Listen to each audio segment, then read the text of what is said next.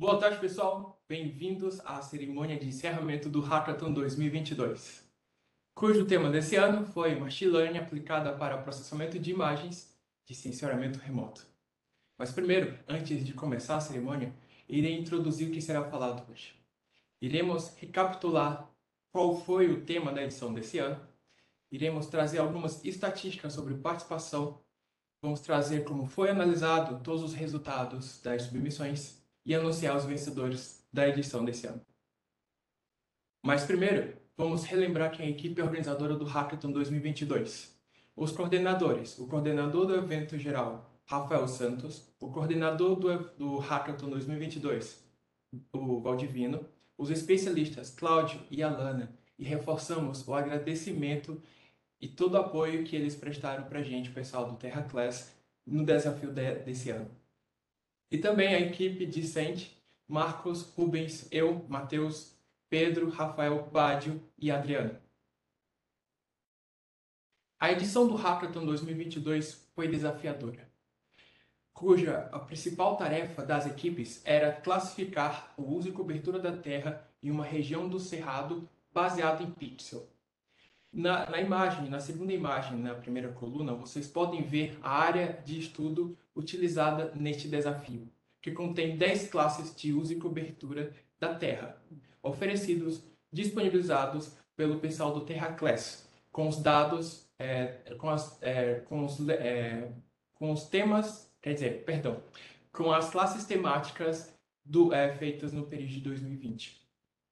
Para essa missão, nós utilizamos imagens feitas pela câmera WPM do satélite Sibers 4A, que é um satélite em cooperação com o Brasil e China, que tem um catálogo disponível aqui no site do INPE e acesso gratuito.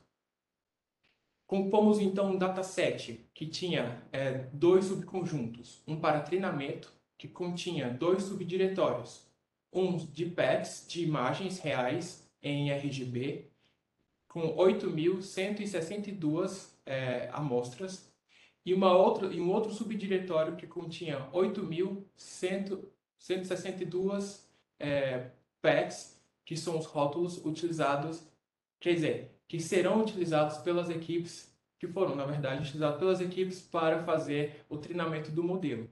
E para fazer o teste, separamos 3.502 amostras de imagens em RGB para eles testarem o desempenho do modelo treinado. Para esse desafio nós oferecemos e incentivamos o uso de Deep e Machine Learning, que são técnicas recentemente implementadas e têm trazido bastantes resultados. Então, incentivamos as equipes a implementarem essas técnicas, com o principal objetivo de incentivar a participação da comunidade externa do INPE a participar de atividades espaciais, a monitorar os biomas e entender o quão importante é a missão do INPE para a observação dos biomas brasileiros e outras áreas de estudo na área espacial, na área ambiental, na área social. E dessa forma contribuir para a divulgação científica e para o ingresso de novos pesquisadores brasileiros aqui no INPE ou em outras universidades ou escolas. E principalmente fomentar o aprendizado nessa área, para que mais projetos de iniciação científica sejam difundidos nas escolas e universidades. E nesta edição foram disponibilizadas, teve uma duração de 216 horas e 7 equipes foram registradas no formulário de inscrição. Este foi um grande desafio, mas ao mesmo tempo uma oportunidade de aprendizado. E agora eu vou convidar o Marcos Rodrigues para falar sobre os participantes. É com você, Marcos. Boa tarde a todos. Mais uma vez, eu estou aqui para conversar com vocês. Eu me chamo Marcos, sou doutorando do Programa de Computação Aplicada no INPE e para mim é um prazer estar aqui novamente para poder encerrar esse evento que foi uma experiência incrível para todos nós. Eu vou falar para vocês, apresentar para vocês uma visão geral, né, da participação, né, através das inscrições no evento. Então, as inscrições para o evento elas se iniciaram no final de agosto, mais precisamente no dia 26 de agosto. A gente teve média de 5 a 10 inscrições até meados de setembro, onde a gente registrou aí picos, né, de inscrições no dia 1º e 2. A gente acredita que isso está associado a uma divulgação maior do workshop propriamente dito e aumento do interesse pelo desafio. Mas eu queria chamar a atenção de vocês para uma questão que eu achei bem interessante, que no dia 5 de setembro a gente realizou aqui a cerimônia de abertura do desafio, do Hackathon. E a partir desse dia, então, a gente teve novamente um pico, né, no número de inscrições, alcançando ali quase 15 inscrições naquele dia, o que foi uma experiência interessante, né, do ponto de vista de resposta da participação do público.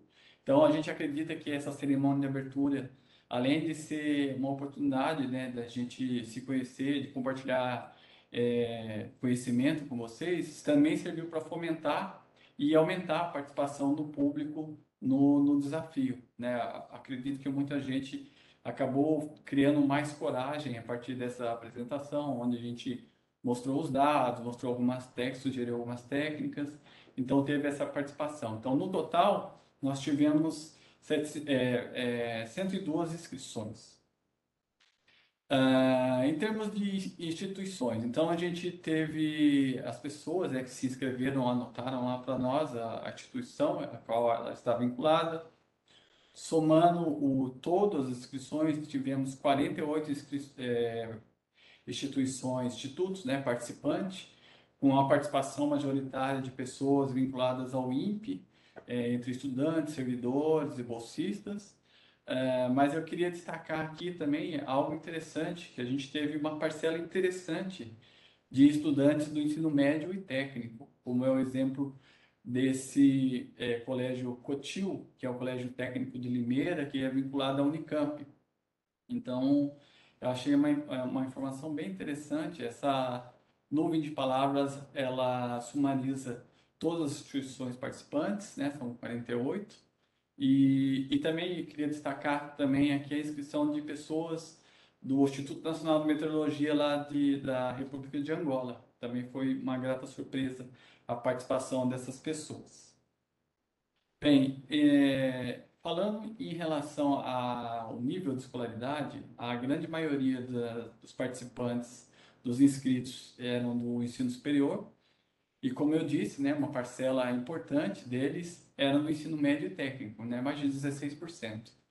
Então, completando os participantes, a gente tem os estudantes de pós-graduação, com 18% para mestrado e um pouco mais de 11% para doutorado.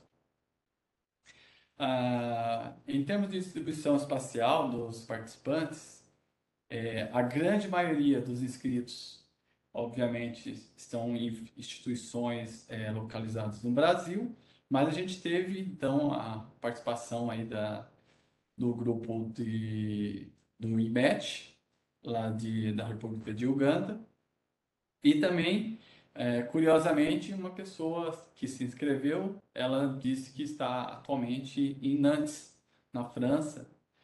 Provavelmente é algum pesquisador ou estudante que está fazendo uma parte do seu trabalho lá na França atualmente. Foram dados interessantes, esse da distribuição geográfica dos participantes. Vamos ver com um pouco mais de detalhes, então, a distribuição no Brasil. Então, no Brasil, a grande maioria dos inscritos foram das regiões Sudeste e Centro-Oeste, mas também tivemos participação importante de pessoas da região Nordeste, Sul e Norte.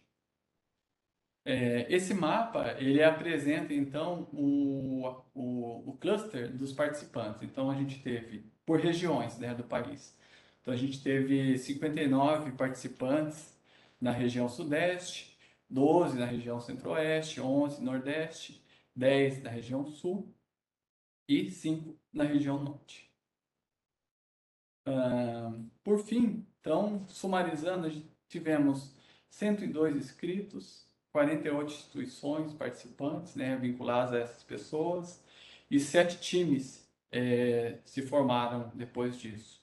Então, uma participação efetiva de aproximadamente 35 pessoas que interagiram lá através do canal no Discord, que buscaram, né, tirar dúvida, o pessoal atendeu durante a semana passada. Foi uma experiência bem interessante essa interatividade com os participantes. Eu passo agora a palavra para o Rafael, que vai expor para vocês a questão do resultado e a classificação dos times. Obrigado. Pô, boa tarde, pessoal. Quer dizer, dependendo do horário da região onde você está, pode não ser boa tarde, então faça uma adaptação aí ao local onde você está. Afinal, tem gente não só do Brasil inteiro aqui, como de regiões como Angola, lá na França, e quem sabe alguns locais. Sempre tem cientista na estrada, né? Enfim, chegamos à hora aí que, depois de todo esse esforço, depois de todos esses dias de vocês aí interagindo entre si, aprendendo bastante coisa, se dedicando bastante. A gente ficou acompanhando o Discord, teve sempre alguém ali desenvolvendo bastante conhecimento assim nos seus grupos e a gente chegou aí ao último dia da submissão e temos aí um top 3, nós temos um ranking, olha só que legal.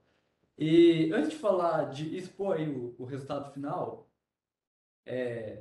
o pessoal aí ficou um pouco uma dúvida sobre como que estava sendo feito esse ranking, como foi determinado o resultado final. Então, a avaliação ela considera que as imagens que foram avaliadas ali, que foram processadas pelos modelos de redes neurais que vocês desenvolveram, alguns, não sei, pode ter até usado outros recursos além de redes neurais, ele meio que gera um gabarito a partir da classificação de pixels que tem ali em cada pixel. Então, cada imagem ela é meio que discretizada, um termo conhecido como flattening, que gera ali o que seria um pixel, a classe que ele devia ter, e vocês aí foram inserindo as classificações que vocês desempenharam e foi feita ali uma comparação sobre se teria acertado ou não. Nisso a gente tem o que é conhecido como uma tabela verdade, que é baseado simplesmente no conceito de verdadeiro positivo e negativo, onde o positivo seria alguma classe específica e o negativo seria o verso dessa classe, e os falsos positivos e falsos negativos, que seriam os erros. Para isso, então, a gente tem essa quantidade total de acertos e erros, e a gente tem ali algumas métricas que são a precisão, a recorrência e a pontuação F1. A precisão, ela pega aí a quantidade de verdadeiros positivos e negativos na quantidade total de classificação, e a recorrência ela pega simplesmente essa taxa de verdadeiros positivos em relação aos verdadeiros positivos e falso negativo. Então aí nós temos duas métricas que ajudam a compor uma outra média sintética que é o F1 score, também conhecido aqui por nós como pontuação F1, que é uma média harmônica entre a precisão e a recorrência. Então você teve aí 80 submissões de 3 times ao longo desse processo, e a partir de todo esse processo foi sendo ali composto uma pontuação dessa pontuação F1 para dizer quem ali estava na frente dos outros e quanto que estava tendo ali de desempenho. Então, sem mais delongas, desde o dia 5 até o dia 13, o pessoal dessas 3 equipes, que é o Orion Aerospace Design, o Students Learning e o Group by Areas, fizeram aí bastante interações entre si e chegaram ali a uma área de convergência onde estiveram próximos ali de 90% de acertos. Tecnicamente é um empate técnico, mas se a gente considerar aí os valores absolutos, o primeiro lugar ficou para o Students Learning, com 90,77%, depois de 21 envios 21 submissões de resultados. O Orion Aerospace Design chegou ali a 90,10% de acertos, com 40 no 46º envio, e o Group by RS chegou a 88,87% no 13º envio. A gente consegue ver ali pelo gráfico que eles até começaram um pouco mais tarde, mas teve aí essa convergência, o pessoal estava bem empolgado, e eu já parabenizo de antemão todos os envolvidos que estiveram aí nessas equipes e também todos os outros que participaram, que tiveram aprendizado. Afinal, eu acho que essa é a parte mais legal, você interagir com as pessoas, ter esse aprendizado. E essas 3 equipes, elas vão fazer uma apresentação aqui para mostrar melhor qual foi o processo deles. É isso aí. Agora vamos dar prosseguimento. Matheus, volta a palavra para ele e agradeço novamente a atenção de todos. Muito obrigado, Rafael. Muito obrigado, Marcos. Então, nós vemos o desempenho dessas 3 equipes no decorrer dessas 216 horas. Foi incrível ver a participação de vocês e o empenho a cada dia, a cada bug que acontecia. Então, dá para ver o quão importante é desenvolver esse tipo de atividade, para que mais iniciativas sejam trazidas às escolas, às instituições, e para que mais alunos, mesmo que não sejam da área ambiental, estejam envolvidos nessa questão. Porque o Brasil é um país muito rico, muito em biodiversidade, tanto no sentido da flora, da fauna e também cultural. Então, essas coisas precisam ser ressaltadas e trabalhadas nas escolas. Agora, com muita honra, convido a equipe que ficou em terceiro lugar, Grupo BY. Desculpa, deixa eu conferir. Grupo by RS. É com vocês. Vocês podem compartilhar a tela de vocês nesse momento e apresentar como foi o desenvolvimento da solução de vocês e os resultados. Vou compartilhar aqui para a gente começar a apresentação. Só um instante. Ok, muito bem, César. Fica à vontade. Vamos começar então. Boa tarde, pessoal. Nós somos o grupo BY-RS, ficamos em terceiro lugar e agora vamos apresentar um pouco sobre o nosso desenvolvimento e resultado. O nosso grupo é composto pelo André, o César, o Gabriel, eu, Isabela e o Orlando. Contextualizando um pouco, a ideia central desse trabalho, então, foi desenvolver um método de aprendizado de máquina para classificação temática ou segmentação semântica de uma imagem com distintas classes, ou seja, gerar um mapa de uso e cobertura do solo. Existem várias técnicas de sensoriamento remoto para obter esse resultado. Inclusive, o INPE até disponibiliza um software conhecido como Spring, que também pode nos ajudar de certa forma. O avanço do aprendizado de máquina nos traz novas perspectivas e modelagens para solucionar e desenvolver métodos no geoprocessamento. O aprendizado de máquina é um campo que vem emergindo desde 2005 com o surgimento do UNET, na aplicação de sensoramento remoto, e também vem sendo difundido em outras áreas, bem como na medicina, como já era a proposta inicial dessa plataforma. Nesse trabalho a gente vai usar e vai explicar um pouquinho mais para frente como a gente desenvolveu. Existem outras arquiteturas também que são utilizadas e aplicam outras tarefas como segmentação à distância, detecção de objetos e reconstrução 3D. Hoje, então, através da linguagem de programação do tipo Python, por exemplo, é possível a construção de modelos extremamente eficientes em intervalos de tempos recordes. Uma ferramenta que se utilizou muito nesse trabalho, e acredito que em outros também, é o GPU, que utilizou o On-Demand. O Google mesmo disponibiliza uma plataforma muito conhecida, o Colab, que é de uma maneira muito interativa, dentre outras bibliotecas que podemos utilizar. Os famosos blocos de convolução, que otimizam muito o nosso tempo e nos dão mais estabilidade nos nossos trabalhos.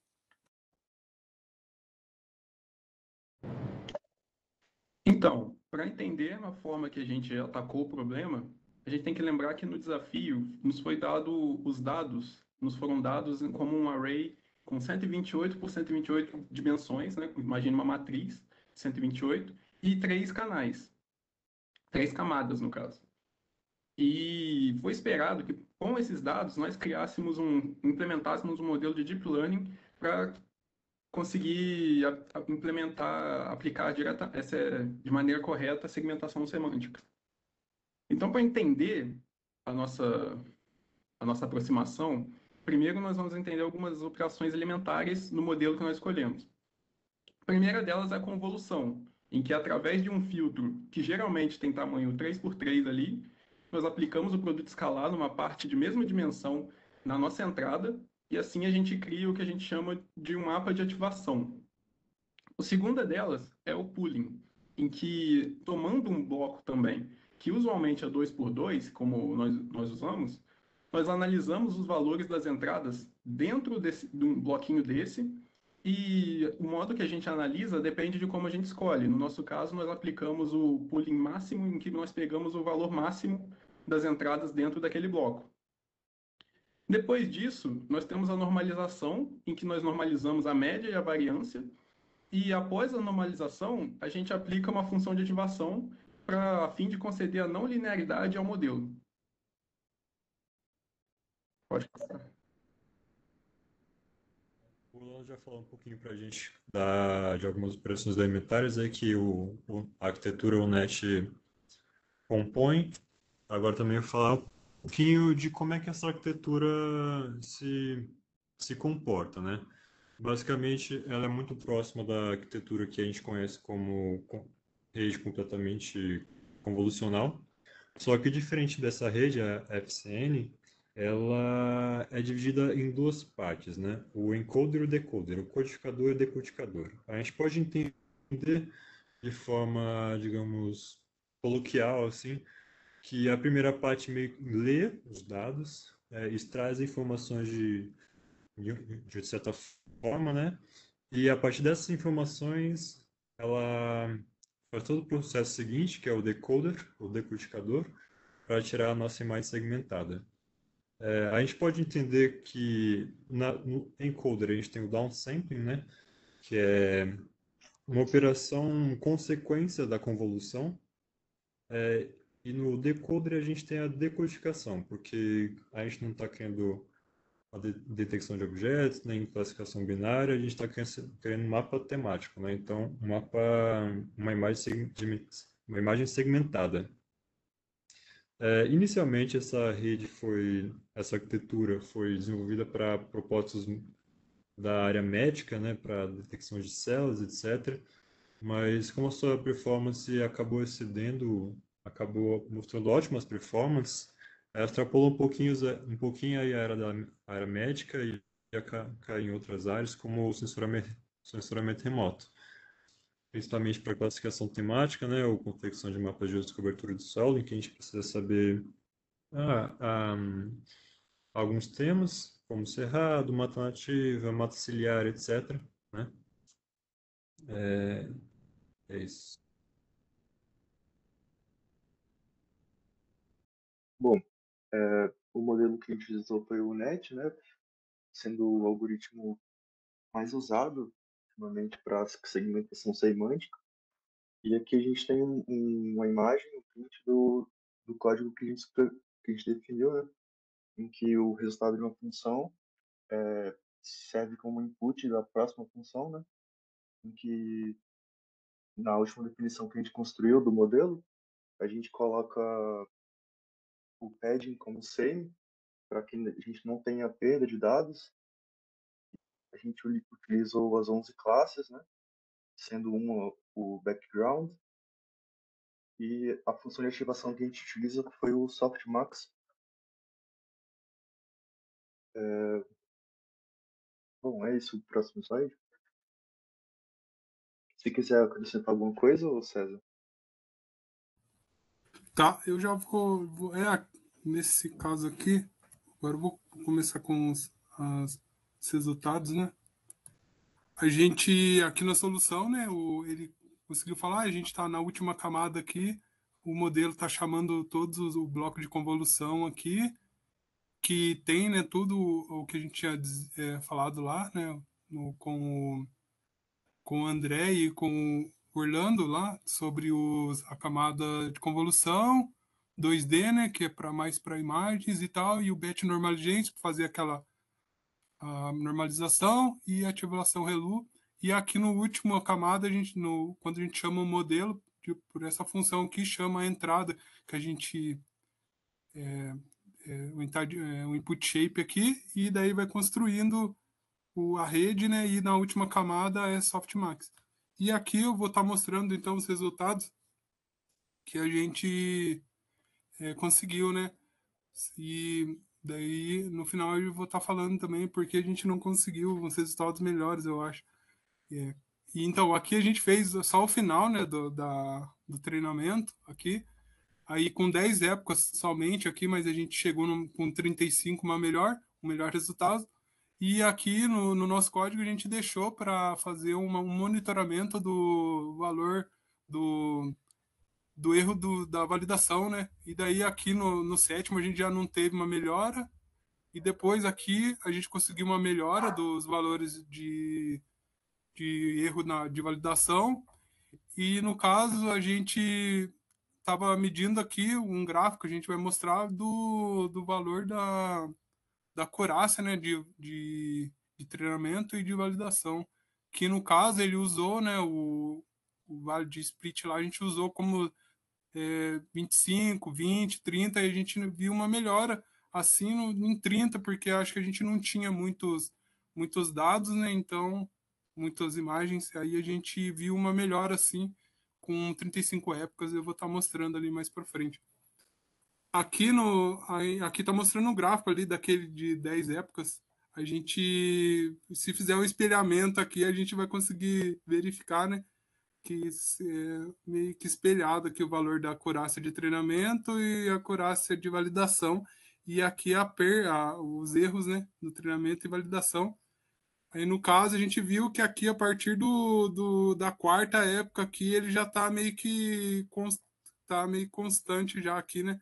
Então, a gente não teve uma menor perda aqui, e mesmo para a acurácia. Daí, aqui eu vou mostrar as imagens, né, que a gente fez aqui com Python, né, com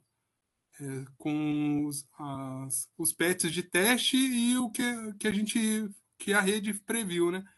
Então a gente fez lá um for lá para mostrar os primeiros lá, daí o que tá melhorzinho, eu tô mostrando aqui, ó, a gente teve lá as classes lá de água, floresta e tal, mas aqui a gente viu que a água que ele conseguiu prever legalzinho, mas a gente teve muitos erros também, a gente não conseguiu fazer previsões boas, né? As, pensando que ele teve melhores, né? Eu acho que saiu melhores lá.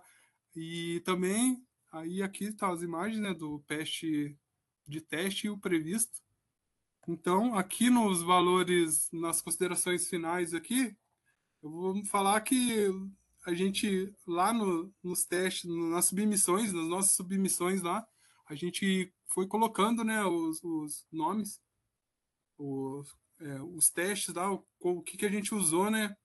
A gente tinha um bet de 64, esse aqui foi o Orlando que fez, e um dos primeiros eu fiz também, com um bet de 32, e o bet sai de 32, 35 épocas e 30% aqui dos dados de teste para fazer validação. E a gente conseguiu o melhor, né? A melhor pontuação que a gente conseguiu foi essa, mas aí em outras aqui eu usei 44, chegou perto. Aí, se a gente olhar naquele gráfico, a gente vê o que não teve, mesmo dependente de quantidade de épocas, a gente não teve uma melhora de performance, né? Então, o que precisou a gente fazer, eu acho que para melhorar, foi a quantidade, fazer um aumento de dados, né, lá, que a gente tentou no final lá alguma coisa, o Orlando tentou fazer lá. E daí pediu orientação lá, mas já ajudaram muito, já estava no final, mas o pessoal ajudou bastante, os organizadores aí, todos. E daí agora, esse foi a nossa apresentação e as nossas referências aqui, que a gente citou ali das imagens, e a gente agradece muito aí pelos organizadores e os participantes todos aí, foi muito bom participar, e espero que a gente continue aí sempre participando aí, foi muito legal mesmo. É isso. Muito bem, pessoal. É muito gratificante ver os resultados de vocês e principalmente o esforço. Tenho certeza que foi uma oportunidade de aprendizado, não só para vocês, todos os participantes, mas para a gente também aqui. Então, Abro agora os chats para perguntas para o pessoal que está acompanhando a gente no YouTube, para o pessoal que está aqui no Webex, também fiquem à vontade. Mas agora vamos fazer algumas perguntas aqui também. E uma primeira pergunta que eu posso fazer é para vocês sobre vocês são daqui de São José dos Campos, vocês se conheceram como? Se conheceram durante o desafio? Conte mais sobre isso para a gente, por favor. Bom, na verdade somos todos desconhecidos um para o outro aqui. Alguns estão em mestrado, outros graduação, outros trabalhando já no mercado de trabalho. E agora falando por mim mesmo, André, eu sou de Brasília. Eu não moro em São José dos Campos. Já fui, eu gosto muito da cidade. E a gente se conheceu principalmente pelo Discord, né, gente? Foi isso, eu conversei acho que foi primeiro foi o André, né, que tava lá no Discord, daí eu já combinei com ele que podia fazer lá, daí a Isabela também, que é de Campinas, né, Isabela? Sim, sim. Você é de Campinas. Eu sou Muito da bem. geologia também, o Gabriel também, somos da graduação do mesmo curso. Foi bem legal conversar com o pessoal, muito conhecimento mesmo. Maravilha. Agora, uma próxima pergunta é: ah, vocês já trabalharam com isso antes? Com o processamento de imagem de satélite ou já utilizaram alguma técnica de machine learning para alguma outra atividade no curso de vocês ou em outros projetos? Eu, Então, Isabela, pode falar. pode falar, Isabela. Eu, Isabela, né, sou da graduação e eu vou começar a fazer uma iniciação científica exatamente nesse sentido, utilizando Python para geoprocessamento. Então, eu senti que seria a oportunidade perfeita para conhecer, desenvolver mais, conhecer o que o pessoal também poderia me propor. E eu já tinha feito uma outra iniciação científica também com Randall Forest. Foi bem bacana, assim, mas um conhecimento um pouco mais leve, mais superficial do que dos meninos. Tudo bem. Comigo foi basicamente a mesma coisa, né? Eu estou na graduação de matemática, no meu caso, e estou fazendo IC também. Até o fim do ano agora que eu me formo, eu quero implementar uma rede neural no meu trabalho, no meu projeto. E como eu ia começar a estudar isso, eu vi como uma oportunidade entrar aqui. Aí eu conheci o pessoal e tal, não falei com ninguém. Sou de Volta Redonda também, Orlando. E, e é isso, foi bem interessante e foi um aprendizado. Muito bem. Uma última pergunta da minha parte. Qual foi o principal desafio durante o hackathon? Foi a distância entre vocês? Foi compreender como as redes funcionavam? Ou as classes? Como foi? Eu acho que foi mais também devido ao tempo, né? Que a gente teve que dar um gás bem forte, assim, porque para desenvolver um modelo desse, então, em pouco tempo tem que todo mundo estar ali focado e é realmente um processo de puro aprendizado, né? Eu acho que esse é o intuito mesmo. Mas eu diria que foi isso. Sim, Excelente sim, observação. semana cheia para todos, né? Então, a gente concentrou no fim de semana, né? Como deu para ver no gráfico. A gente deixou para a etapa final ali, porque foi quando a gente conseguiu reunir e tal, e fazer, dar prioridade no projeto. Muito bem. Agora, deixa eu ver se o pessoal recebeu alguma mensagem do Webex, dos participantes, ou do YouTube. Alguma notícia aí, pessoal? Não? Ok. Muito obrigado, equipe Group by RS. Parabéns. Agora, convido a equipe que ficou no top 2, a equipe Orion Area Design Space. É com vocês. Podem compartilhar a tela, por gentileza? E ativar a câmera e microfone se puderem também. Beleza. A nossa equipe é a Orion Aerospace Design. A gente é um projeto que tem aqui na Universidade Tecnológica Federal do Paraná, aqui no campo de Ponta Grossa, que a gente busca participar dessas competições na parte aeroespacial e tudo que é relacionado a isso. E dentro dessa equipe tem a parte de computação, a equipe de computação, que a gente trabalha mais nessa parte de inteligência artificial, data science. A nossa equipe era composta por mim, Gilson, a Amanda, a Maria e o Manuel, só que infelizmente eles estavam envolvidos com outros projetos e não conseguiram trabalhar muito nesse desafio, então eu acabei trabalhando sozinho no final, mas eles estavam sempre lá, se eu precisar de alguma coisa, eles sempre estavam disponíveis para me ajudar. Então, a gente começou dando uma olhada nos dados, então, como no próprio notebook disponibilizado falava, né, os dados eram bem desbalanceados, então o que a gente fez para tentar melhorar isso, a gente tentou fazer um oversample, né, a gente tentou pegar mais dados durante o treinamento das redes, mais dados das classes que existiam menos, para tentar equilibrar um pouco os dados. A gente fez isso, a gente filtrava então os labels, né, as imagens os labels do treinamento ali, e via os que tinha as classes menores e aumentava a quantidade delas no dataset. Só que eu acho que e esse foi no final, a gente imagina que foi uma das partes que não deixou nosso modelo evoluir tanto, a gente podia ter feito alguma coisa mais inteligente, a gente fez algo bem simples ali, mas a gente conseguiu um resultado bom até. Então aqui só um exemplo, depois que a gente aumentava um pouco os dados, a gente conseguia aumentar um pouco as classes que tinham menos. E o jeito que a gente resolveu o problema, a gente usou uma técnica que chama Ensemble Learning, onde a gente treinou diferentes modelos e no final a gente fazia a média da saída deles. Então assim você elimina o erro de uma rede. Então, como você usa a média, você vê o que a maioria dos modelos predizeram naquele pixel. Então, se a maioria dos modelos falar, nesse pixel é vegetação, então você coloca como vegetação. Então, isso meio que elimina os erros das outras redes.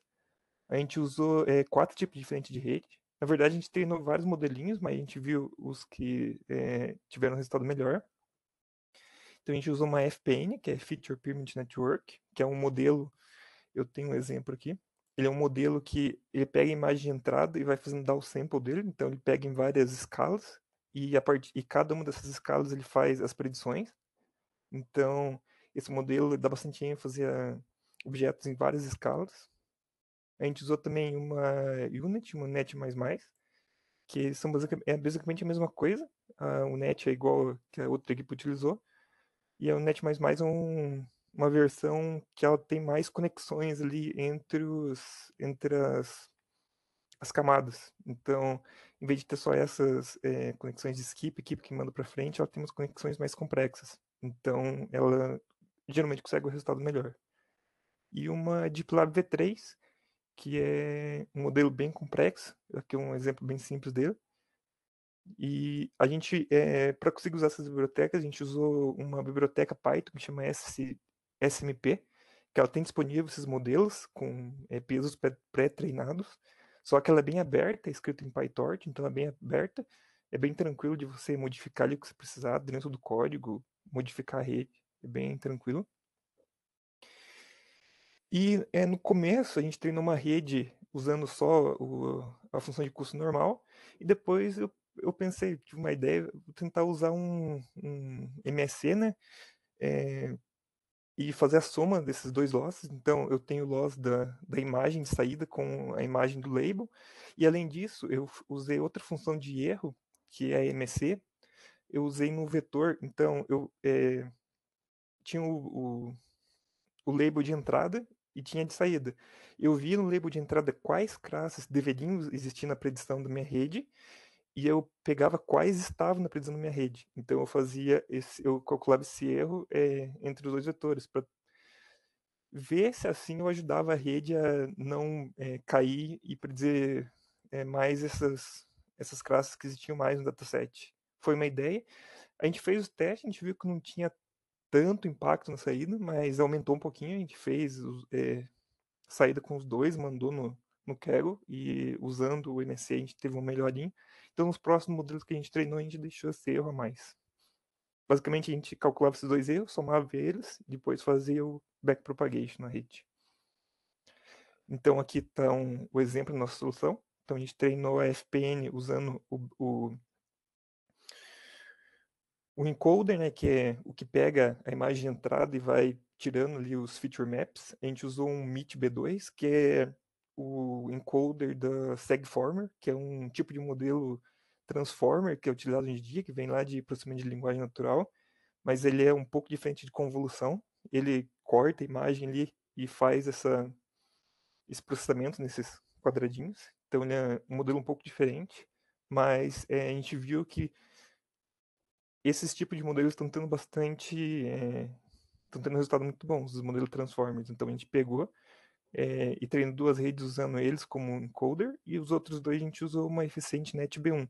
Essa eficiente NetB1, se não me engano, tem 6 ou 7 milhões de parâmetros. Então ela é bem pequenininha. Mas como a gente tinha poucos dados, a gente conseguiu treinar. Então a gente treinou as redes e depois a gente fazia a média da saída delas. Então a gente tinha a saída da rede, a gente passava lá na Softmax, fazia a média e depois fazia o argmax para achar as classes de cada pixel. A gente treinou a rede com um batch size bem grande, igual o que comentou, a gente percebeu que se a gente aumentasse bastante o batch size, a gente conseguia resultados melhores. Então a gente foi aumentando até o máximo que a gente conseguiu treinar ele no Kaggle, porque tem limite de RAM, da memória da GPU. A gente também fez bastante data augmentation, então horizontal, flip, rotação, enfim. E o oversample das classes com menos exemplos. O nosso modelo a gente treinou ele com um learning rate bem baixo, né? Porque como a gente estava usando presos pré-treinados na ImageNet, a gente estava meio que fazendo só um fine-tune no modelo. Então a gente usou um learning rate bem baixo e treinou por 150 épocas cada um. A gente treinou um modelo com imagem 128 por 128. Eu queria fazer um upsample nessas imagens para 224 ou 512, só que como a gente viu que usando um batch size grande a gente conseguia uma melhora, a gente não conseguia aumentar também o tamanho da imagem, por questão da memória da RAM, questões do hardware mesmo. Então a gente optou por deixar o batch size grande, não deu tempo de a gente tentar, não sei, diminuir um pouco o batch size, aumentar mais um pouco a imagem, mas a gente percebeu que se na hora de fazer inferência nos dados de teste a gente fizesse esse upsample na imagem, a gente conseguia um resultado melhor. Porque quando você faz esse upsample na imagem, você meio como tivesse dado um zoom, né? Então, algumas regiões mais pequenininhas ela fica um pouco mais grande, e como a rede aprendeu, ela consegue encontrar essas regiões. Aqui tem um exemplo, a gente treinou várias redes, então a gente treinou diferentes modelos, testando várias coisas só para ver o desempenho, e a gente escolheu os melhores, foram as que eu falei lá em cima, e fez a média delas. Aqui a gente tem os gráficos de loss, e para verificar como a rede estava saindo, a gente usou CIU, né? Intersection over Union, que é uma métrica bastante usada nessa parte de segmentação, que você meio que calcula quão bem a região que você prediz está em cima da região que era para ter predito de tal classe. E aqui a gente tem um exemplo das predições. A gente tem aqui, nessa primeira, a predição da FPN, da Feature Primitive Network, com o encoder MIT B2. A gente vê que ela prediz aqui classes aqui onde estavam regiões de mata e um pouco de água. Aqui a gente tem o NET, a gente vê já que ela não pegou aqui, mas ela pega algumas outras partes que essa não pegou. Essa, a UNET++, ela não pegou a água, digamos, mas ela pegou bem aqui esse mato em volta do rio. E a DeepLab V3, ela pegou bastante do rio aqui. Então a gente enviou só essa DeepLab, porque aparentemente que ela era bem boa, mas no geral ela saiu tão bem. Então a gente viu que a gente fez essa média entre eles, no geral a rede ficava melhor, porque você faz a média, então como você está usando várias redes, você meio que elimina o erro uma da outra. E aqui tem uma média que foi feito usando as saídas das outras redes. A gente vê que daí regiões aqui de água aparentam, e ela deixa mais refinado a saída. E eu acho que é isso. Só queria agradecer o professor Erickson, que eu trabalho com ele na UTF, e ele tem uns computadores lá com GPU, então ele deixou a gente treinar umas redes lá, então ajudou bastante, porque o Kaggle tem limite, então a gente conseguiu treinar umas redes mais pequenas lá, e daí as mais grandes a gente treinava no Kaggle mesmo.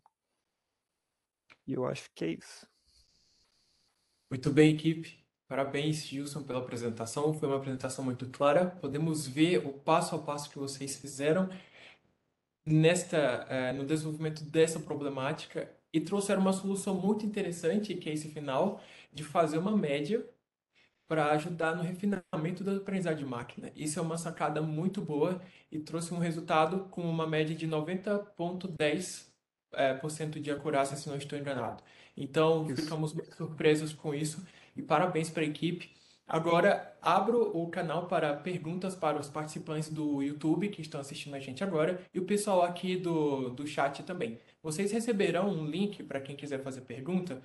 Para acessar esse link e fazer a pergunta por lá, para a gente ter um histórico de quais foram as perguntas mais realizadas durante a cerimônia, certo? Agora, vou fazer as minhas perguntas e algumas considerações sobre os trabalhos de vocês. E a primeira pergunta de qual cidade do Paraná vocês estão localizados? São todos da equipe aí do Paraná? Isso, Ou- são todos do Paraná e a gente é aqui de Ponta Grossa. A gente estuda na UTF aqui de Ponta Grossa. Maravilha, parabéns. E vocês da equipe, essa equipe específica é só de computação que trabalha com aprendizagem de máquina, machine learning, Não, ou vocês fazem outros projetos além de usar especificamente estudar sobre isso? Ou como funciona a equipe de não. vocês? Então, a nossa equipe a gente abre na universidade, então tem outras engenharias, tem gente de engenharia de bioprocesso, de outras áreas, mas geralmente mais de computação e análise de sistemas que entram. E a gente a gente já participou em outras competições do INPE, da Cube Design, que era de Data Science. Então, a gente participa de competições variadas, a gente pega competições assim nessa área aeroespacial que seja legal e participa. E mais especificamente na equipe, por enquanto, só tem eu que me mexe mais com essa parte de visão e IA. Por isso que eu acabei trabalhando meio mais sozinho nesse projeto. Mas geralmente a gente trabalha em grupo nas competições. Muito bem, Gilson. Agora uma pergunta sobre o projeto. Qual foi o principal problema que você viu no início, que você sentiu dificuldade, e como você e a sua equipe ou seus orientadores aí da universidade conseguiram resolver? E como vocês chegaram nessa sacada de fazer uma média desses modelos? Então, o maior problema foi os dados, né? A gente ficou vendo ali como aumentar eles ali, porque algumas classes eram tinha regiões pequenininhas e em volta tinha, por exemplo, a classe 6 ou 9 lá que eram as maiores. Então, a nossa solução, a gente via as imagens que tinham essa classe menor e aumentava, e só que isso também aumentava um pouco as classes que já tinham bastante. Então, a gente queria fazer uma solução mais complexa ali, de não sei, cortar a região ali só que tinha essa classe menorzinha e fazer um upsample dela ali, para não aumentar tanto as outras e deixar tudo bem equilibrado, mas acabou que não deu tanto tempo de fazer isso. E acho que a maior dificuldade foi essa, foi na parte ali dos dados de entrada, de é, balancear a classe. E a sacada da média é que a gente já participou de outra competição de visão, só que não era é, de. Era de segmentação, só que era binária, então era bem simples, só tinha que encontrar algumas regiões na imagem. E depois que a gente terminou a competição, a gente foi ver, né, estudar como os vencedores tinham saído, e muitos deles usaram essa técnica de Ensemble Learning. E a gente também, em outras competições, a gente viu o pessoal usando. Então a gente pesquisou e viu que essa é uma técnica bastante usada para melhorar a saída da rede, e a gente decidiu usar para ver, e realmente ajuda bastante. Excelente. Recebemos aqui uma pergunta, a pessoa não se identificou, mas diz o seguinte: foi utilizado algum framework como o Torch ou TensorFlow para desenvolver cada modelo que vocês testaram ou alguma outra ferramenta?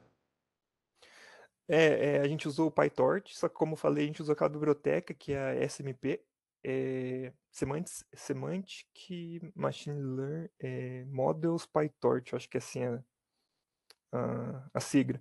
Mas a gente usou esse modelo, então ele oferece já os modelos desenvolvidos e você treina eles. A gente Muito não precisou, bem. a gente não implementou do zero cada modelo, porque como a gente queria fazer essa técnica de Assemble Learning, se a gente fosse implementar os 4 modelos assim, na mão desde o zero, ia gastar muito tempo nisso. Então a gente usou uma biblioteca que oferecia. É como se fosse o Keras, mas é em PyTorch. Muito bem, Gilson. Agradeço a sua apresentação e a participação dessa equipe. Agora, um aviso antes de chamar a equipe que está no top 1 dessa competição. Eu peço que as equipes que venceram, por favor, chequem lá no Discord e preencham o formulário para que a gente possa enviar a premiação para vocês, ok? Qualquer coisa, entre em contato com a gente e tirem suas dúvidas ou outras informações que forem necessárias. As outras equipes também receberam um formulário, então gostaríamos que vocês apresentassem a experiência de vocês e respondessem algumas outras questões que foram colocadas lá. Agora, convido agora a equipe Students Learning, perdão, para apresentar a solução. É com vocês. Bom, boa tarde, meu nome é Lucas Pimentel, eu sou do grupo Students Learning. Assim, infelizmente, alguns membros do grupo não conseguiram trabalhar tanto nesse hackathon por outros compromissos, então eu acabei encabeçando assim, tudo que foi desenvolvido. Eu sou aluno da Universidade de São Paulo, no curso de Ciência da Computação. Já tive um pouco de experiência nessa área de Deep Learning, mais especificamente com detecção de objetos, e o que ajudou um pouco nesse hackathon. O primeiro passo do hackathon foi justamente entender os dados disponibilizados. Então, a gente fez tudo em Python mesmo, e para isso a gente usou algumas bibliotecas básicas, como o Matplotlib para plotar os gráficos e tabelas, e essa biblioteca do skimage para ler as imagens.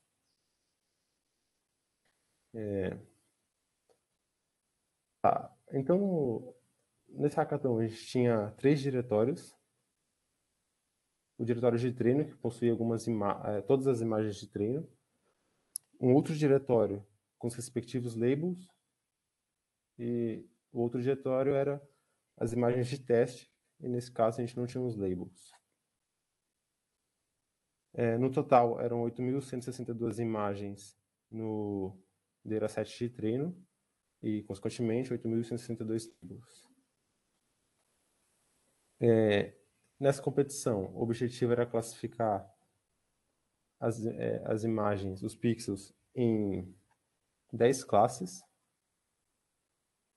incluindo a agricultura perene. As principais delas eram florestal, pastagem e herbácea, como eu vou apresentar daqui a pouco. A leitura da imagem foi feita de maneira bem básica, a gente usou aquela biblioteca do skimage, e os valores na imagem eram normalizados por 255, que é o valor máximo de um pixel no padrão RGB. E a gente também substituiu aqui os labels que estavam inválidos no dataset por um, que foi o que a gente chamou de background, mas essa classe acaba nem sendo utilizada depois. Bom, a parte mais legal aqui dessa parte de análise dos dados é justamente visualizar o dataset. Para isso, a gente implementou um código para visualizar alguns pets individuais. Então, aqui são a imagem real com a sobreposição do label. Então, assim, a gente conseguia ver alguns exemplos. E, além disso, a gente botou 2 exemplos aleatórios para cada uma das classes, para entender visualmente do que se trata cada uma dessas classes. Então, aqui a gente tem a agricultura perene, outras classes também,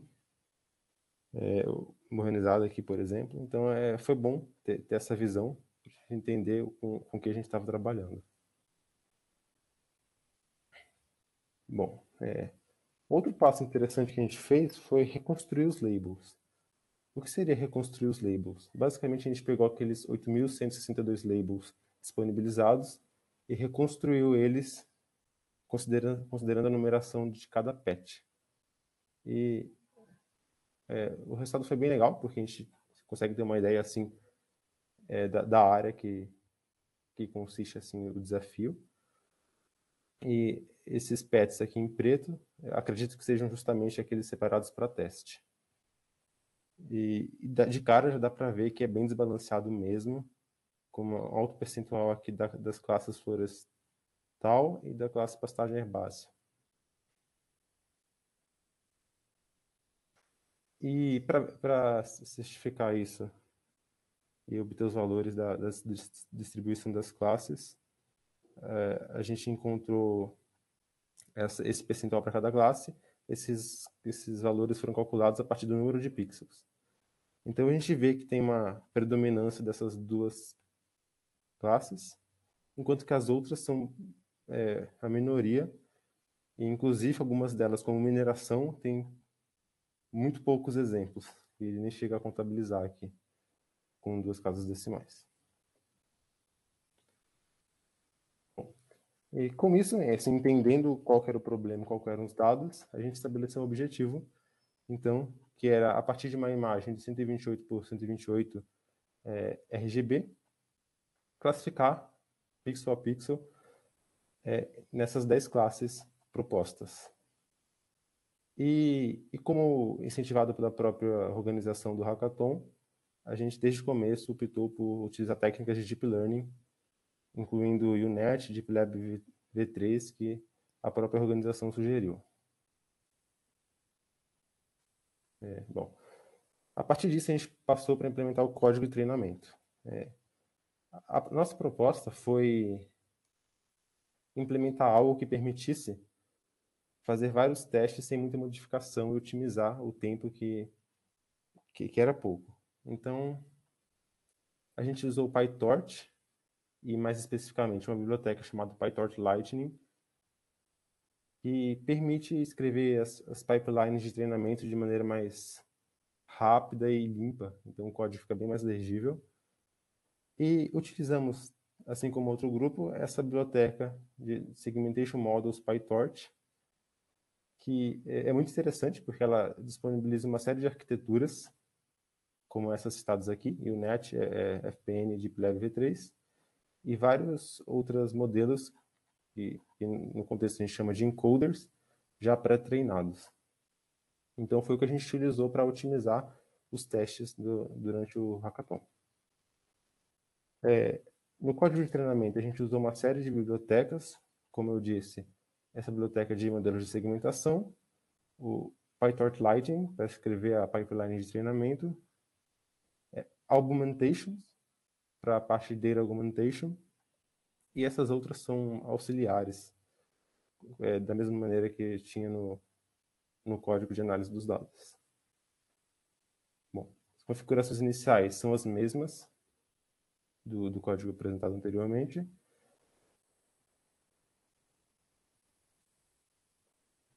Então, para o treino, a gente faz aquela normalização dos dados e substitui as classes inválidas. O primeiro ponto interessante é que e um dos problemas também é que o banco de imagens ele é relativamente pequeno. Então, isso é um pouco prejudicial para os resultados finais, mas como ele é pequeno, a gente consegue carregar totalmente na memória RAM disponibilizada pelo Kaggle. Então, isso agilizou um pouco o processo de treinamento, uma vez que já estava tudo carregado na memória RAM. Sobre Data Augmentation, a gente usou essa biblioteca Augmentations e o foco principal foi utilizar tipos de Data Augmentation que não fossem destrutivos, ou seja, não tivesse impacto no rótulo ou qualquer coisa do tipo. Então a gente usou algumas augmentations básicas como flip horizontal, flip vertical e rotação em 90 graus.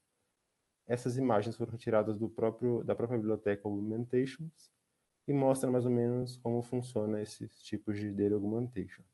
Importante lembrar que a mesma a mesma transformação aplicada na imagem tem que ser aplicada nos rótulos.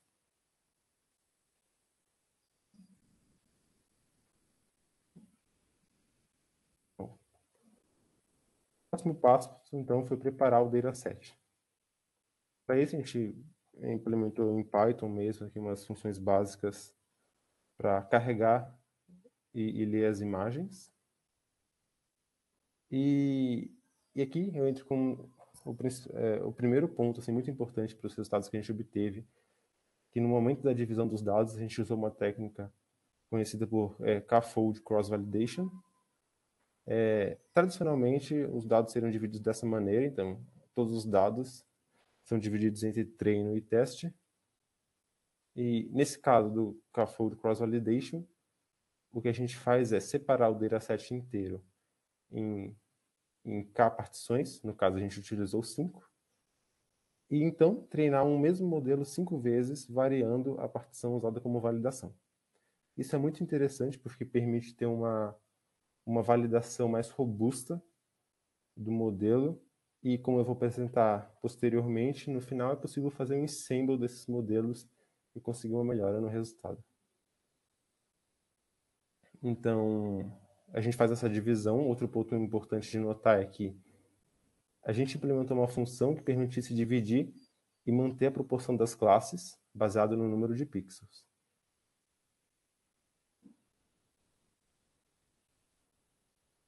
Aqui mais a parte do código de preparação do banco de imagens. A gente usou desde o começo um batch size de 32, ou seja, a cada iteração da GPU, ela carregava 32 imagens. E a gente aplicava esses data augmentations no treino, e o validação não tinha nenhum tipo de data augmentation. Bom, vamos lá agora para as etapas do treinamento, feitas com PyTorch Lightning. Essa biblioteca ela permite escrever o código bem simples para treinar. Então eu vou focar aqui só nas partes principais. A primeira é as métricas que a gente usou no treino e validação, que foi a F1 Score, a mesma métrica proposta no Hackathon. Para calcular o erro dos modelos treinados, a gente fez uma série de testes ao longo do tempo disponibilizado pelo Hackathon, mas os melhores resultados apresentados sempre foram com essa cross-entropy loss. Então a gente implementa aqui os passos de treinamento e validação. São passos bem padrões, então não vou entrar em detalhes, mas aqui esse outro aspecto aqui dos otimizadores é muito importante, porque melhorou bastante o nosso resultado. O otimizador escolhido para atualizar a learning rate, que é basicamente uma taxa que define como os pesos do modelo serão atualizados. A gente usou esse otimizador ADA com uma learning rate inicial de 0.001. E introduzimos também um scheduler, que é uma política de atualização dessa taxa, que é justamente essa, e ela funciona baseado no monitoramento de uma métrica. Nesse caso, a gente usou a F1 Score na validação. Então, se o modelo ficasse por 3 epochs sem melhorar nessa métrica, ele reduzia essa learning rate. Esses são os principais pontos aqui da pipeline de treinamento. E o próximo passo, uma vez que isso estava construído, era definir os modelos. A gente testou uma série de modelos, mas o que apresentou os melhores resultados foi esse Feature Pyramid Networks, conhecido por FPN, e tem uma arquitetura bem similar com a UNet. A diferença é que ele propõe a predição aqui em várias camadas. Então, essa configuração foi utilizada para o melhor resultado obtido. Foi uma FPN com um modelo EfficientNet B4, e esse modelo pré-treinado no banco de imagens ImageNet. Essa configuração foi treinada por 50 epochs, e os resultados obtidos foram os seguintes. À esquerda é o gráfico do erro, tanto para o treino quanto validação. É interessante observar que o modelo ele converge bem rápido e como o banco de imagens é simples, ele acaba até tendo um problema com overfitting aqui. Ao longo dos epoques, o erro na validação começa até a aumentar um pouco. E em relação à métrica F1 Score, a gente percebe que acontece uma coisa parecida também, que para o treinamento ele continua subindo, mas validação ele converge aqui para um valor perto de 91%.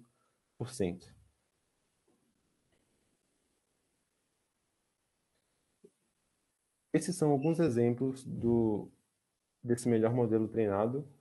A linha de cima são as imagens reais, a linha central são os labels disponibilizados e a linha de baixo é o que o modelo identificou. Então dá para visualizar assim que teve um resultado bem interessante, mas é muito difícil avaliar um modelo simplesmente olhando algumas imagens. Então para isso a gente usou uma matriz de confusão que permite visualizar muito bem o que o modelo está errando e o que o modelo está acertando. Basicamente ela funciona da seguinte maneira: no eixo Y a gente tem o que realmente é, e no eixo X o que o modelo preveu. Então, usando como exemplo a agricultura perene, a gente vê que 69% das imagens dos pixels de agricultura perene foram classificados corretamente, 9% foram classificados como florestal e 22% como pastagem herbácea, e assim sucessivamente para as outras classes. É muito interessante que a gente conseguiu obter assim, um destaque na diagonal principal, que é o resultado ótimo, assim, desejado, com exceção de algumas classes, por exemplo, essa D2020, ou água natural, ou mineração, que são justamente as classes com o menor número de exemplos no dataset. Outro ponto interessante também é que tanto a florestal como a pastagem herbácea tiveram um número grande de predições pelo modelo, justamente porque são as maiores classes e faz mais sentido para o modelo, na dúvida, chutar entre uma dessas duas. Bom, esse resultado obtido, a gente conseguiu chegar por volta de 90,3, utilizando o único modelo, que foi justamente esse que eu apresentei, mas as principais técnicas que permitiram a gente avançar ainda mais ali na tabela da competição foram Test Time Augmentation, que funciona basicamente da seguinte maneira. Um modelo ele é executado numa mesma imagem várias vezes, aplicando alguns tipos de data augmentation. Então é feita uma média para chegar no valor previsto. Isso permitiu melhorar muito o nosso modelo. Então, com isso, um único modelo, utilizando essa técnica, chegou numa métrica de 90,5 aproximadamente, 90,05 aproximadamente. Desculpa, 90,5. E a gente conseguiu melhorar um pouco ainda mais com a técnica de ensemble. Então, como eu havia comentado, no final a gente tinha 5 modelos iguais, treinados em diferentes partições do dataset.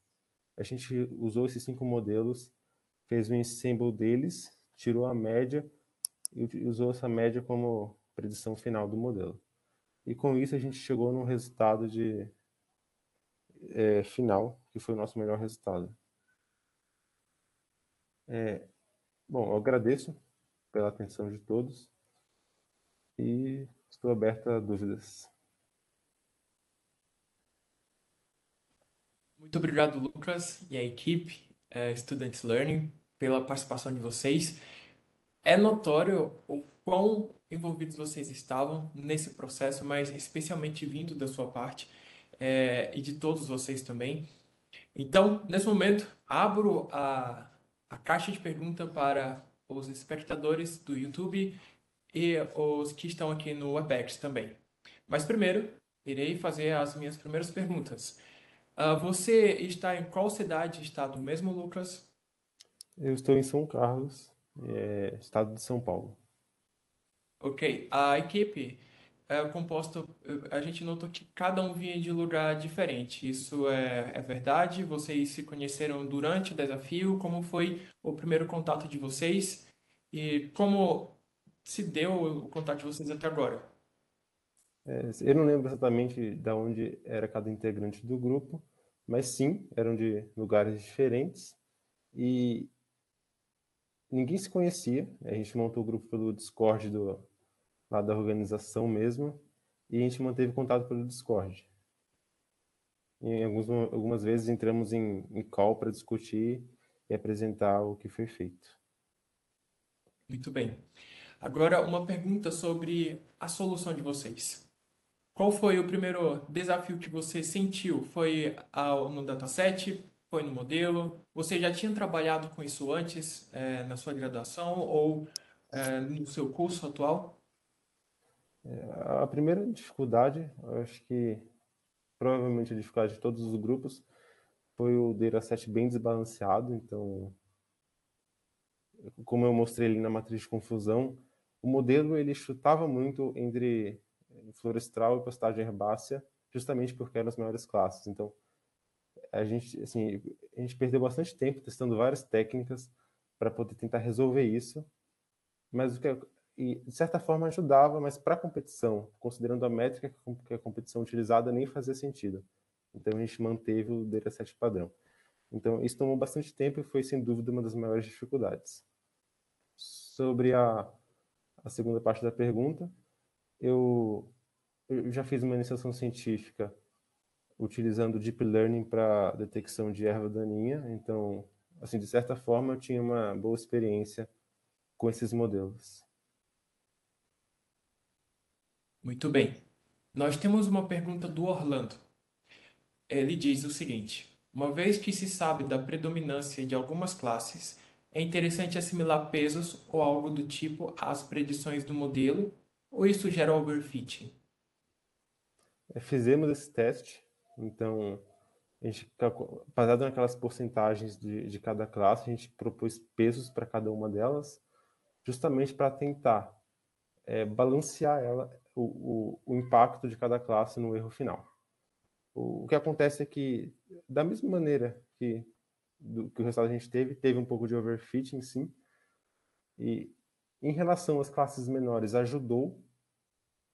Então, tipo assim, a técnica testada foi favorável, mas considerando a métrica da competição, que é ponderada pelo número de pixels, acaba que não valia a pena fazer esse tipo de ajuste para ajudar as classes minoritárias. Muito bem. Alguma outra pergunta do público que está assistindo? O Orlando agradece pela sua resposta. Nós também agradecemos pela sua resposta. Alguém aqui da equipe tem alguma pergunta para alguma outra equipe? Não? Ok. Então, mais uma vez, parabéns a todas as equipes que participaram do Hackathon 2022, em especial aquelas que estão no top 3. Vocês realmente fizeram um trabalho muito incrível, todas as equipes e todos vocês. O principal ganho de tudo isso não é só as métricas, as pontuações que vocês alcançaram com os modelos de vocês, mas esse processo de aprendizado. Certo? Então, agora, em nome de toda a equipe, agradecemos, né, pessoal, por a participação de todos vocês, por vocês que estão assistindo a gente agora nesse momento. O INPE sempre está aberto a vocês a virem aqui, a conhecer, a fazer trabalhos. Tem pesquisadores aqui que gostam muito de conversar, de desenvolver projeto. Então, basta entrar em contato com a gente, que a gente está aqui para ajudar no que for possível, fazendo ciência aqui no Brasil, ajudando a monitorar os biomas, que foi a ideia da edição desse ano. Mais uma vez agradecemos ao pessoal do TerraClass pelo apoio. Sem vocês, a gente não teria uma ideia tão bem formada e um conhecimento tão prático sobre a composição do cerrado, porque vocês viram, participantes, que o cerrado é um bioma muito complexo, tem vários tipos de... Obrigado. Recebendo mais uma outra pergunta. Já vamos responder. Vocês viram que é muito complexo entender essa relação dos biomas brasileiros, mas em especial o Cerrado, que foi trazido aqui nessa edição, que tem várias classes de uso, tem várias classes de cobertura naturais e aquelas que são trópicas. Então, é muito complexo entender essa relação. E as redes neurais de aprendizado profundo têm sido bastante implementadas para auxiliar esses especialistas na detecção e no acompanhamento e monitoramento desses tipos de uso e cobertura. E agora, com muita alegria, convido o diretor-geral, o coordenador-geral do Hackathon 2022, o Dr. Valdivino. É com você.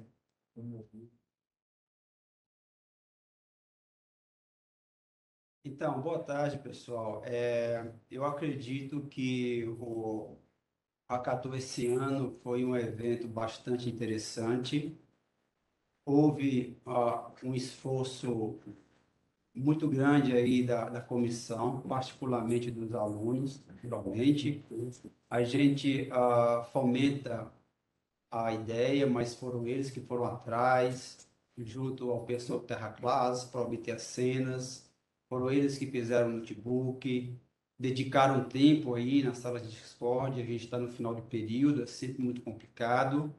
E eu fiquei muito satisfeito com o que foi apresentado aqui hoje. Tivemos aí mais de 100 inscritos e no final das contas nós tivemos as 3 melhores equipes.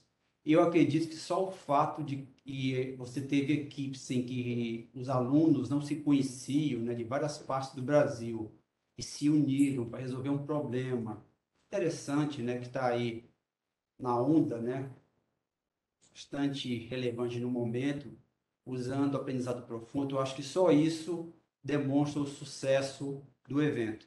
Fiquei muito satisfeito mesmo, pessoas não se conheciam, formaram equipes, apresentaram soluções interessantes, e eu acho que isso foi muito legal. E eu acredito que esse ano o Hackathon ele teve um diferencial em relação a anos anteriores, porque o problema, embora não é uma coisa, digamos assim, do outro mundo, mas é um problema um pouquinho mais elaborado. Os bancos de dados perceberam que eles eram desbalanceados, mas na vida real isso é assim mesmo. Então, eu achei bastante interessante isso.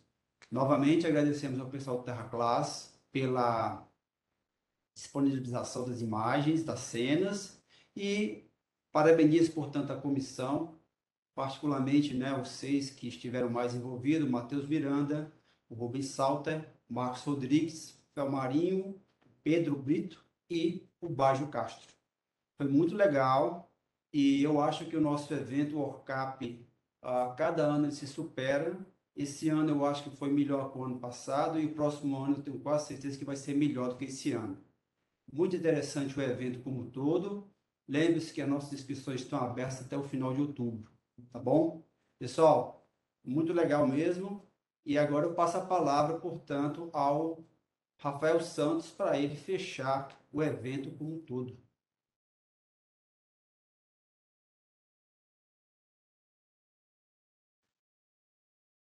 Pessoal, boa tarde. Eu só tenho a complementar o que o professor Valdivino falou.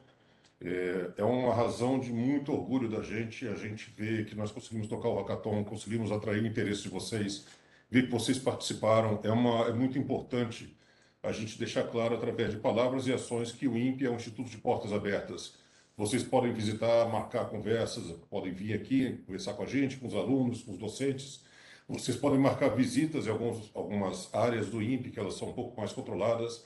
Vocês podem ver o que a gente faz na internet. E, como eu falei, é um instituto de portas abertas. Tudo que a gente faz aqui dentro é aberto em nome da ciência, em nome do Brasil. Então, parabenizo todos vocês que participaram, ajudando a gente a resolver pequenos problemas, porque essas pequenas ajudas, no final, elas viram um grande resultado. Compreensão melhor do mundo que a gente vive, da Terra e do universo, que são as ações que a gente faz. Então, parabenizo a todos, especialmente aos alunos que ajudaram a organizar todo o evento, não só o Hackathon, mas o WorkUp. É uma razão de orgulho para a gente ver os alunos que saem além daquilo que eles fazem no dia a dia, que são as obrigações dele, que é assistir aula, publicar, lavar carro, orientador, essas coisas. Mas, além disso, eles foram além de tudo isso. É claro que a parte da lavar carro é brincadeira, eles estão olhando feio para mim. Mas, além disso, eles foram além organizando esse evento. É uma razão de orgulho para a gente. São pessoas que a gente sabe que vão levar o nome do INPE para frente. Então, agradeço a todos, parabenizo a equipe e a gente encerra com isso o ORCAP 2022.